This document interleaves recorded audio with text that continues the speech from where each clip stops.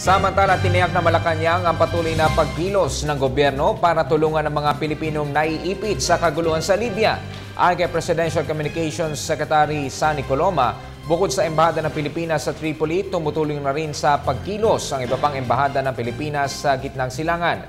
Dagdag pa ng kalihim, umiiral ang kasunduan ng Pilipinas sa ibang bansa tulad ng Indonesia kung saan maaari tayong humingi ng tulong para mailikas at mailayo sa panganib ang mga Pilipino.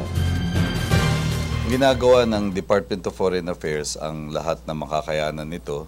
Nagpadala na o nagtalaga na ng rapid response teams at pinagtutulungan ng lahat ng embahada ng Pilipinas sa gitnang silang sitwasyon.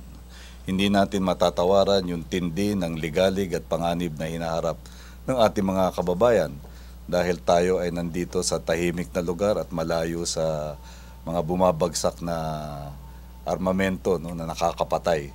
Kaya talagang matindi yung sitwasyong yon na naging batayan para mag-issue na ng alert level number 4 ang DFA at sinisikap na gawin ang lahat.